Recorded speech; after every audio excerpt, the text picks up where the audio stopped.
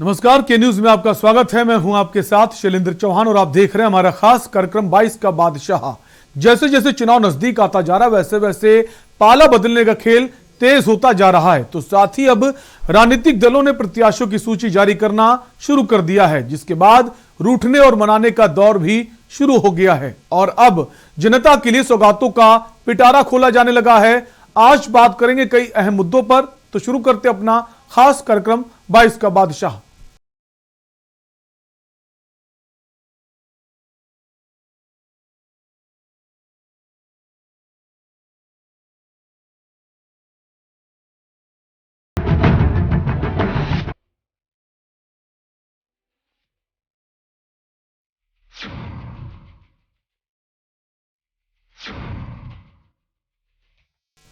और सबसे पहले बात करेंगे बीजेपी का महिला दम। भारतीय जनता पार्टी के मंच पर अपर्णा यादव ने प्रधानमंत्री नरेंद्र मोदी और योगी आदित्यनाथ का धन्यवाद व्यक्त किया और उन्होंने कहा कि दोनों ने मुझे पार्टी का हिस्सा बनने का मौका दिया और मैंने इस पार्टी को राष्ट्रवाद के कारण चुना है। और क्या कुछ कहा आपको सुनाते हैं। मैं एक ही बात कहना चाहती हूं कि आदरणीय प्रधानमंत्री श्री नरेंद्र मोदी जी एवं हमारे प्रदेश के यशस्वी मुख्यमंत्री श्री योगी आदित्यनाथ जी का मैं बहुत बहुत धन्यवाद देती हूं कि उन्होंने मुझे इस पार्टी का हिस्सा बनने का एक मौका दिया। और सबसे बड़ी बात, मैं आपसे उस दिन भी जिस दिन मैंने ज्वाइन करी थी पार्टी, मैं आज भी वही बात कहना चाहती हूं कि मैंने इस पार्टी को राष्ट्रवाद की वजह से चुना है। और मैं बताना चाहती हूं कि आज संयोग से नेताजी सुभाष चंद्र बोस का बहुत बड़ा दिन है। मैं कहना चाहती हूं इस बात को कि विचार आगे चलता है और उसके पीछे मनुष्य चलता है। और मैं ये गर्व के साथ बोलना चाहती हूं कि भारतीय जनता पार्टी वो पार्टी है जिसने इस देश को बचाया है, इसके संस्कारों को पोषित किया है, इसके संस्कार को बिल्कुल सिंचित करके आगे बढ़ाया है। मैं एक नए भारत का निर्माण के लिए आदरणीय प्रधानमंत्री जी के साथ बढ़ना चाहती हूं। इस नए भारत में आदरणीय योगी जी के साथ मैं चाहती हूं कि मुझे भी रंग भरने का अवसर मिले। और मैं फिर से अपने इस भाजपा प्रदेश कार्यालय का बहुत बहुत तहे दिल से धन्यवाद देना चाहती हूं। हमारे साथ इस समय मौजूद हैं अदिति सिंह, जो कि कभी कांग्रेस की लीडर थी, अब भारतीय जनता पार्टी में है। अदिति जी, किस तरीके से देख रही हैं? आपका टिकट भी फाइनल हो गया रायबरेली से, तो कैसे देखती हैं? क्योंकि रायबरेली आपका जो जिला है वो कांग्रेसी गढ़ भी रह चुका है बीइंग द कीवर्ड, अब नहीं है, रह चुका है। और आगामी चुनाव में भी सारी परिस्थितियां क्लियर हो जाएंगी, आपके सामने है कि क्या रिजल्ट रहेगा। ठीक है, थैंक यू।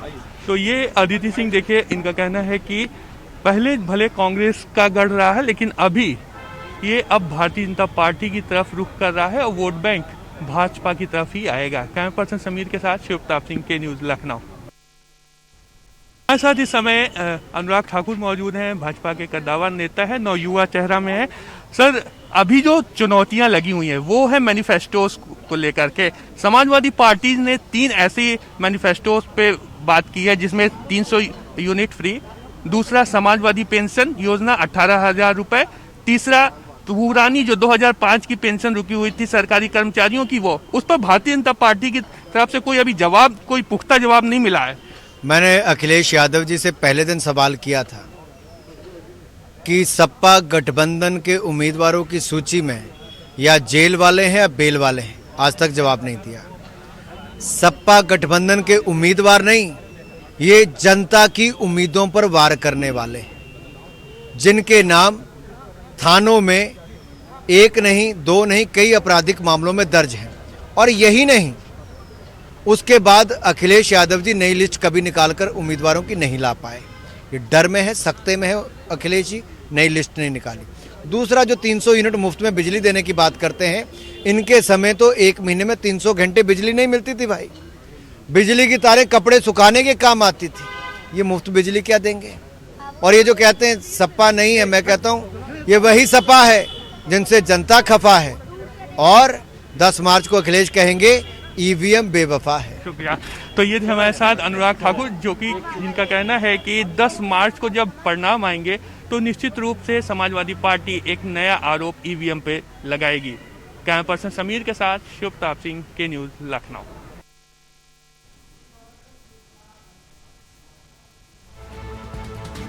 और इसी खबर पर हमारे प्रमुख संवाददाता शिव प्रताप जुड़ गए हैं लखनऊ से। शिव प्रताप, अब भारतीय जनता पार्टी की एक कोशिश है कि सबसे बड़ी महिला हितैषी पार्टी अगर कोई है वो बीजेपी है।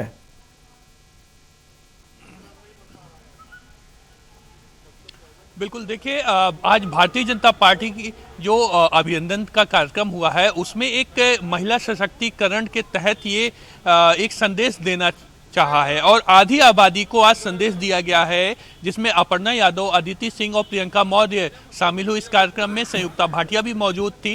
यानी कि आज महिला नेत्रियों को आगे रखा गया है भारतीय जनता पार्टी के आज के कार्यक्रम में और कैंपेनिंग में। हालांकि इसमें अनुराग ठाकुर भी रहे मौजूद, लेकिन जो संदेश देने की कोशिश की गई है वो महिला नेत्रियों के माध्यम से दिया गया है कि अगर उत्तर प्रदेश में बहन और बेटियों को सुरक्षित रखना है तो उत्तर प्रदेश में भाजपा सरकार जरूरी है। ये संदेश देने की कोशिश की गई है।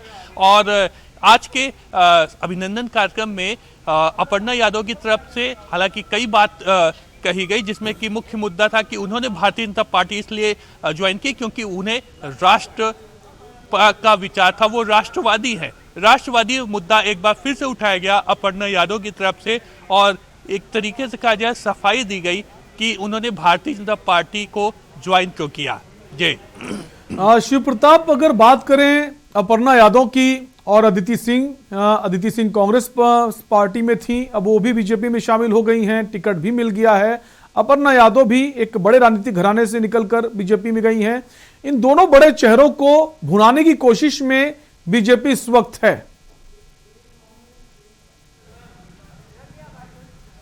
और बिल्कुल देखिए, कांग्रेस से भी प्रियंका मौर्य आई हैं जो कि पोस्टर गर्ल कही जाती हैं। तो प्रियंका मौर्य, अदिति सिंह और अपर्णा यादव को आज के कार्यक्रम में सीधे तौर पर एक तरीके से भारतीय जनता पार्टी भुनाने की कवायद शुरू कर चुकी है। और भारतीय जनता पार्टी बहुत अच्छी तरीके से जानती है कि किसी की ब्रांडिंग, किसी को कैश करना, यानी कि उसका उपयोग, उसका इस्तेमाल, यूटिलाइजेशन कैसे किया जा सकता है, ये बात भारतीय जनता पार्टी को बहुत अच्छे तरीके से आती है। मतदाताओं के बीच में कैसे किसी संदेश को ले जाना है, मतदाताओं को कैसे बताना है।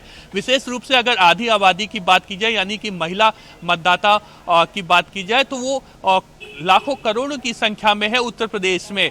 तो इस बात को लेकर के अब भारतीय जनता पार्टी काफ़ी फोकस्ड है, काफ़ी गंभीर है। और यही वजह है कि जो आज कैंपेनिंग लखनऊ में शुरू की गई है उसमें महिला नेत्रियों को आगे रखा गया है। यानी कि लखनऊ से अगर कैंपेनिंग होगी तो निश्चित रूप से जो संदेश जाना है वो पूरे उत्तर प्रदेश में जाएगा। एक बड़ा फोकस होगा, बड़ा अच्छा एक संदेश जाएगा। भारतीय जनता पार्टी इस बात को अच्छी तरीके से जानती है और आज इसी के तहत कैंपेनिंग भी की गई लखनऊ के अलग अलग क्षेत्रों में। विशेष रूप से भाजपा के कार्यालय के आसपास के जितने भी क्षेत्र हैं वहां इन तमाम नेत्रियों ने अपना भाजपा का कैंपेनिंग की है। और महिलाओं के प्रति भारतीय जनता पार्टी की सरकार ने क्या क्या उपलब्धियां, क्या क्या योजनाएं की हैं पिछले 5 वर्ष में, इन सभी का बखान किया है।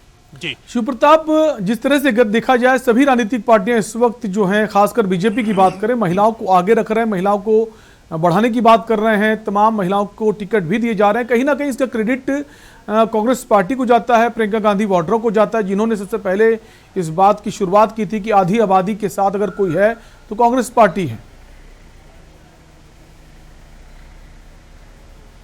और बिल्कुल देखिए, ये जो पूरा सिनेरियो चल रहा है, पूरा जो पूरा काल जो चल रहा है इस समय का चुनावी काल कहा जाए, तो इसमें हर एक पार्टी चाहती है कि कहीं ना कहीं वो कुछ अलग, कुछ बेहतर करे।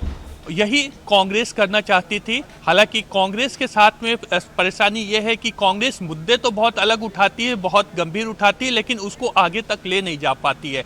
और लड़की हूँ लड़ सकती हूँ, इसका ये स्लोगन इन्होंने उठाया, लेकिन उत्तर प्रदेश में कितना उसको तवज्जो दी जा रही है ये नापना, ये मापना भूल गई कांग्रेस। और अब इसका फायदा भारतीय जनता पार्टी उठा रही है। कांग्रेस के ही मुद्दे को अब भारतीय जनता पार्टी अपने तरीके से उसने शुरू किया और यही वजह है आज की जो कैंपेनिंग थी वो महिला प्रमुख थी, यानी कि अपर्णा यादव, अदिति सिंह और प्रियंका मौर्य, ये तीनों ही अलग अलग राजनीतिक दलों से, और देखिए किस तरीके से भारतीय जनता पार्टी बिल्कुल कांग्रेस पार्टी से निकलकर बीजेपी में शामिल होती है, एक समाजवादी पार्टी से निकलकर बीजेपी में शामिल, दोनों ही बड़े चेहरे हैं और महिलाओं को साइलेंट वोटर भी कहा जाता है। अब ये वोटर जो है क्या किसको वोट देगा ये देखने वाली बात होगी। फिलहाल के लिए शिव प्रताप आपका बहुत बहुत शुक्रिया इस खबर पर हमारे साथ बने रहने के लिए। तो भारतीय जनता पार्टी ने आज लखनऊ में एक खास कार्यक्रम किया जहां तमाम सारी महिला नेत्रियां नजर आईं।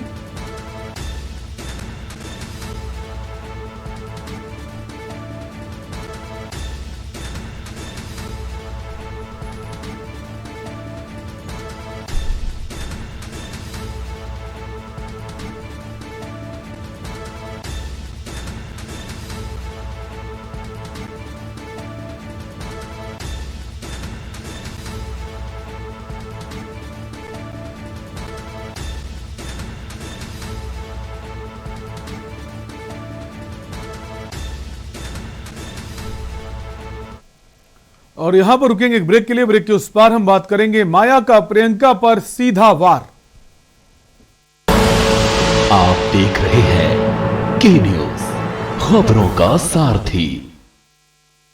जुबान के लिए उड़ चला गैरों की जमीन पर, खुशबू अपने पन की ढूंढता और दूर कितना भी जा इस जुबान से दूर ना जा पाओगे। जुमर बोलो जुबान केसरी। भाजपा तो हिंदू पार्टी है और काम अच्छा किया भाजपा ने। धर्म के नाम पे लेते हैं, बाबा जी को कुछ नहीं आता है। बाबा जी को पहले सीखना चाहिए कि गरीबों के लिए क्या करें। बीजेपी ने जो 5 साल किया है केवल जाति धर्म के नाम पे लड़ाई किया है, हिंदू धर्म के नाम पे किया है। तो छात्र पढ़ा लिखा है उसे नौकरी कहाँ मिली, मेरे को जो बता। ये बताओ 2022 का चुनाव है, किसको देख रहे हैं? हम तो अखिलेश यादव जी को देख रहे हैं। 2022 में 40 और 60 का रेशो आ रहा है, 40% सपा का और 60% बीजेपी का।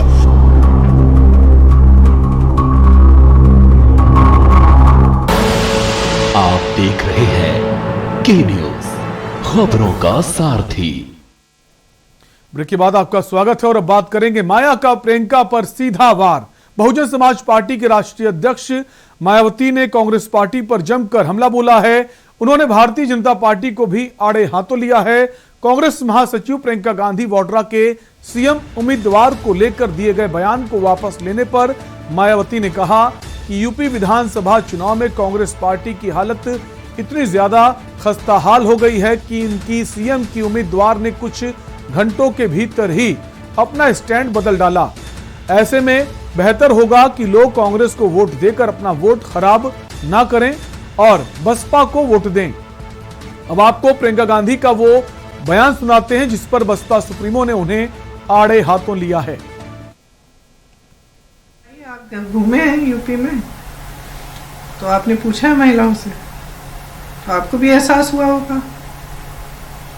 अच्छा मैम, एक और आपसे बात पूछना चाहूंगा कि आप लड़की लड़ सकती हूँ का नारा दे रहे हैं। आज हमने प्रेस कॉन्फ्रेंस भी देखी हमने करी, तो वहां पर भी आपसे ये सवाल पूछा गया कि यूपी में ही लड़की लड़ रही है, बाकी जगहों पे आपके प्रदेश शुरुआत कहीं से तो होनी चाहिए ना।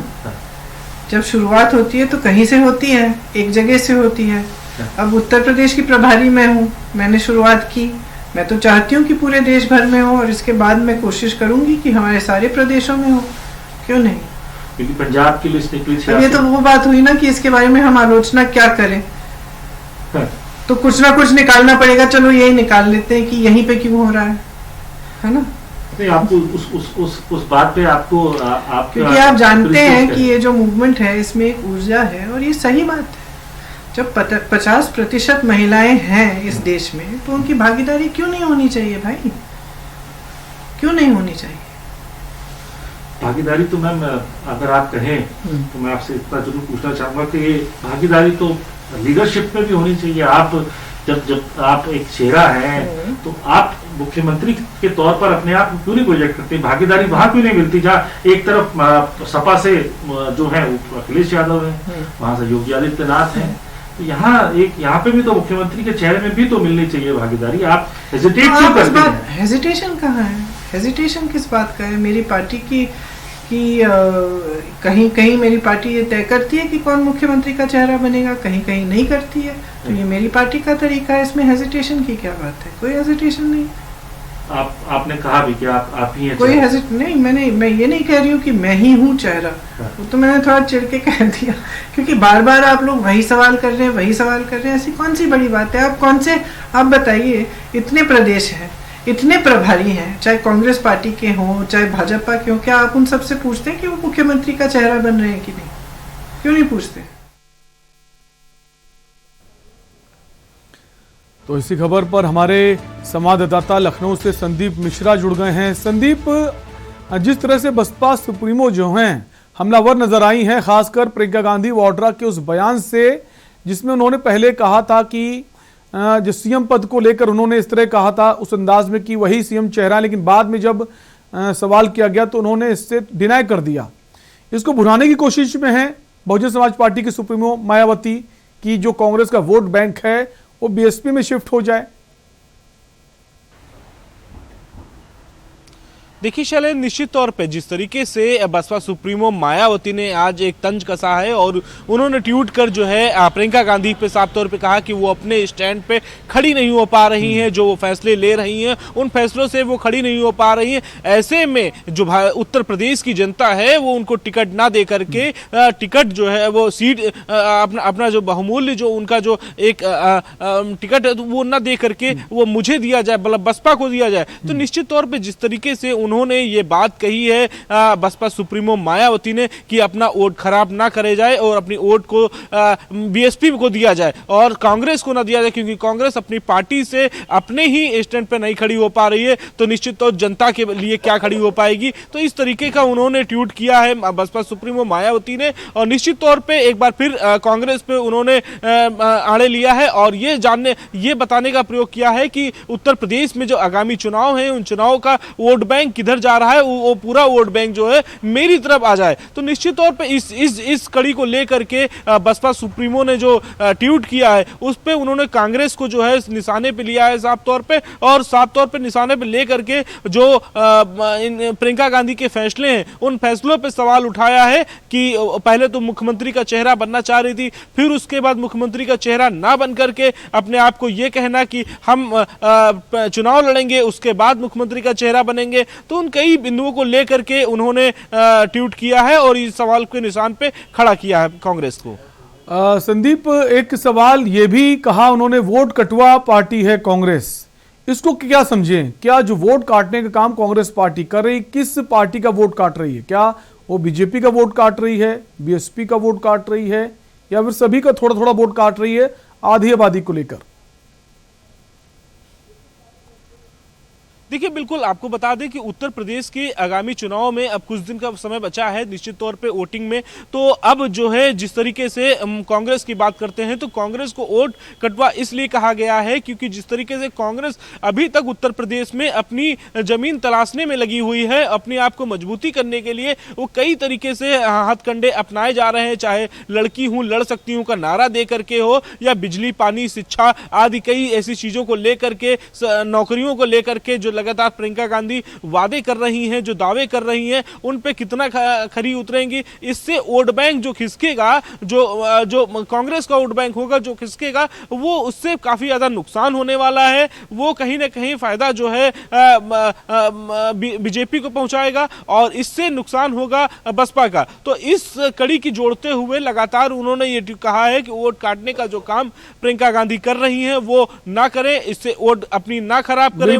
बीएसपी सुप्रीमो मायावती की कोशिश है कि जो वोट कटेंगे वो सभी पार्टियों के हो सकते हैं, आधी आबादी के नाम पर वो वोट ना काटें, और ये कहकर एक मैसेज दिया गया है कि वोट अगर आप दें सोच समझ कर ही दें। संदीप, आप बने रहिए हमारे साथ, हम वापस आपके पास लौटेंगे। तो फिलहाल हम बात कर रहे थे बहुजन समाज पार्टी की सुप्रीमो मायावती के ट्वीट को लेकर जो कांग्रेस पार्टी पर खास ही हमलावर नजर आई हैं। और यहां पर वक्त एक ब्रेक का है, ब्रेक के उस पार हम बात करेंगे सपा के स्टार प्रचारक। आप देख रहे हैं के न्यूज, खबरों का सारथी। पर ये दिल है कि चख रहा है उन्हीं अल्फाजों का नूर नूर और नूर नूर और नूर नूर और दूर कितना भी जाओ, इस जुबान से दूर ना जा पाओगे। विमल, बोलो जुबान केसरी। भाजपा को हिंदुत्व पार्टी है और काम अच्छा किया भाजपा ने। धर्म के नाम पे लेते हैं, बाबा जी पे कुछ नहीं आता है। बाबा जी को पहले सीखना चाहिए कि गरीबों के लिए क्या करें। बीजेपी ने जो 5 साल किया है केवल जाति धर्म के नाम पे लड़ाई किया है, हिंदू धर्म के नाम पे किया है। तो छात्र पढ़ा लिखा है, उसे नौकरी कहाँ मिली, मेरे को ये बता। ये बताओ 2022 का चुनाव है, किसको देख रहे हैं? हम तो अखिलेश यादव जी को देख रहे हैं। 2022 में 40 और 60 का रेशो आ रहा है, 40% सपा का और 60% बीजेपी का।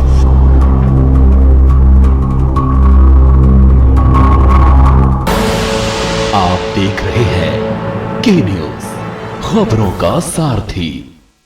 ब्रेक के बाद आपका स्वागत है और अब बात करेंगे सपा के स्टार प्रचारक। उत्तर प्रदेश विधानसभा चुनाव के लिए समाजवादी पार्टी की ओर से स्टार प्रचारकों की पहली लिस्ट जो है वो जारी कर दी गई है। इस लिस्ट में 30 प्रचारकों के नाम शामिल किए गए हैं। इसमें मुलायम सिंह यादव, अखिलेश यादव के साथ ही हाल ही में भाजपा छोड़कर सपा में शामिल हुए स्वामी प्रसाद मौर्य का नाम भी शामिल है। उत्तर प्रदेश विधानसभा चुनाव 2022 के लिए सभी दलों की ओर से ताकत झोंकनी शुरू कर दी गई है। बड़ी चुनावी रैलियों पर तो अभी रोक है, लेकिन इसके साथ ही प्रचारकों की लिस्टें जारी जरूर की जा रही हैं। समाजवादी पार्टी की ओर से भी स्टार प्रचारकों की लिस्ट जारी की गई, जिसमें 30 नेताओं के नाम शामिल हैं। इस लिस्ट में सबसे ऊपर मुलायम सिंह यादव का नाम है, उसके बाद अखिलेश यादव, किरणमयी नंदा, राम गोपाल यादव, जया बच्चन, डिंपल यादव, नरेश उत्तम का नाम भी स्टार प्रचारकों की लिस्ट में शामिल किया गया है। साथ ही लखीमपुर कांड के पीड़ित तेजेंद्र सिंह भी स्टार प्रचारक बनाए गए हैं। हाल ही में ये समाजवादी पार्टी में शामिल हुए हैं। अखिलेश यादव ने उस वक्त अन्न संकल्प भी लिया था इनके साथ। वहीं दारा सिंह चौहान जो बीजेपी छोड़कर शामिल हुए सपा में, उनको भी प्रचारक बनाया गया। धर्म सिंह सैनी, वे भी बीजेपी से वापस आए, दोनों ही कैबिनेट मंत्री हैं। इसके अलावा धर्मेंद्र यादव का नाम भी इस सूची में शामिल है। इसी खबर पर संदीप हमारे साथ बने हुए लखनऊ से हमारे संवाददाता। संदीप, वापस आपके पास आएंगे। जो स्टार प्रचारक बनाए गए हैं, तमाम बड़े नेताओं को शामिल किया गया और खास कर अगर बात करें तो भारतीय जनता पार्टी से जो 3 बड़े कैबिनेट मिनिस्टर वापस आए हैं, जो पार्टी छोड़कर समाजवादी पार्टी में शामिल हुए हैं, उनको भी प्रमुखता दी गई है। तो एक संदेश देने की कोशिश है कि आप ही के सिपह सलारों से, आप ही के योद्धाओं से हम जंग जीतेंगे।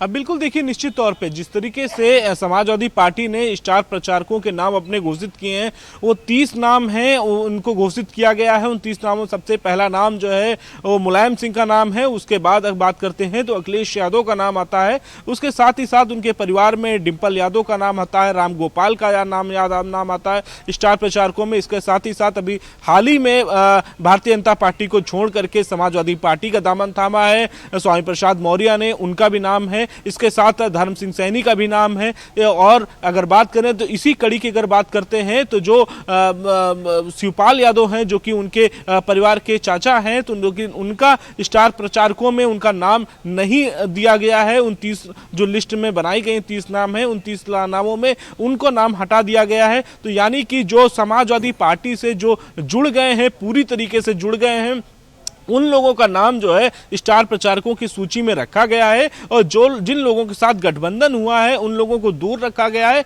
उन्हें जो है स्टार प्रचारक नहीं बनाया गया है। तो यानी कि साफ है, जो समाजवादी के सिंबल पे पूरी तरीके से चुनाव लड़ रहे हैं, जो जिनके साथ गठबंधन नहीं हुआ है, उनको नाम से दूर रखा गया है। और जो साथ में है उनके नाम को स्टार प्रचारक के रूप में रखा गया है। यानी कि जिस तरीके से वर्चुअल रैलियां हो रही हैं, उस वर्चुअल रैलियों में पूरी तरीके से प्रचार प्रसार थम गया है। 31 तक जो है पूरी तरीके से कोई प्रचार प्रसार नहीं हो सकता है। जो डोर टू डोर कैंपेनिंग है, उन कैंपेनिंग में भी अगर बात करें तो 10 लोगों की ही अनुमति दी गई है चुनाव आयोग के माध्यम से। तो ये जो स्टार प्रचारक बनाए गए हैं 30, उन स्टार प्रचारकों का जो काम होगा वो डोर टू डोर काम होगा और वो जा करके कैंपेनिंग करेंगे और अपनी पार्टी की बातों को रखेंगे कि पिछले 5 वर्ष में 2012 से और 17 के बीच में जो हमने काम किया है, जनता के बीच में आए हैं, उन कामों को गिनाएंगे और उसके बाद से अपनी कैसी क्या उत्तर प्रदेश में रणनीतियां होंगी, उस रणनीतियों को भी बिल्कुल अब देखने वाली बात होगी। जो स्टार प्रचारक हैं वो अपनी भूमिका किस तरह निभाते हैं, क्या ऐसा प्रचार करते हैं जिससे पार्टी जो जीत की तरफ बढ़े और जीत दर्ज कर पाए, देखने वाली बात होगी। फिलहाल के लिए इस खबर पर जुड़े रहने के लिए संदीप आपका शुक्रिया। तुम बात कर रहे थे समाजवादी पार्टी की जारी की गई स्टार प्रचारकों की लिस्ट की, जिसमें 30 नामों को शामिल किया गया है।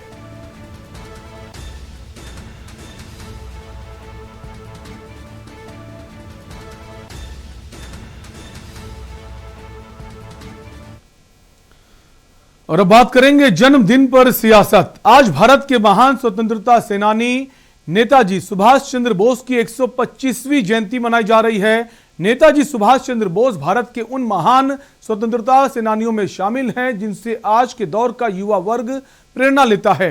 सरकार ने नेताजी के जन्मदिन को पराक्रम दिवस के रूप में मनाने की घोषणा की। तुम मुझे खून दो, मैं तुम्हें आजादी दूंगा, जय हिंद जैसे नारों से आजादी की लड़ाई को नई ऊर्जा देने वाले नेताजी सुभाष चंद्र बोस आज हर भारतवासी के लिए प्रेरणा हैं। लेकिन चुनावी गलियारे नेताजी के जन्मदिन को लेकर भी भुनाने में जुटे हुए हैं।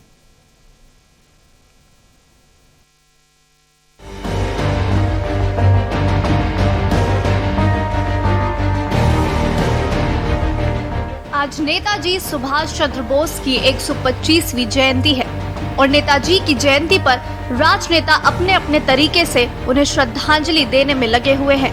देश आज नेताजी सुभाष चंद्र बोस की 125वीं जयंती मना रहा है। इस मौके पर राष्ट्रपति रामनाथ कोविंद और प्रधानमंत्री नरेंद्र मोदी ने उन्हें श्रद्धांजलि दी। गृह मंत्री अमित शाह ने श्रद्धांजलि देते हुए कहा कि आजादी के महानायक नेताजी सुभाष चंद्र बोस की जयंती पर उन्हें कोटि कोटि नमन है। वहीं पश्चिम बंगाल की मुख्यमंत्री ममता बनर्जी ने भी सुभाष चंद्र बोस को श्रद्धांजलि दी और कहा कि बंगाल की सरकार नेताजी के प्रति श्रद्धांजलि व्यक्त करते हुए अंतर्राष्ट्रीय सहयोग के साथ एक नेशनल यूनिवर्सिटी और राज्य की ओर से 100% फंडिंग के साथ जय हिंद यूनिवर्सिटी बनाई जा रही है। इसके साथ ही अन्य दलों के नेताओं ने भी नेताजी को श्रद्धांजलि अर्पित की।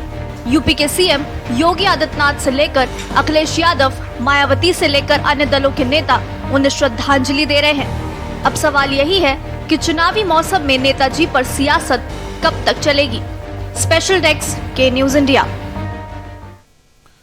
और 22 का बादशाह में फिलहाल के लिए आपसे लेंगे इजाजत। बाकी खबरों के लिए देखते रहिए के न्यूज इंडिया। नमस्कार।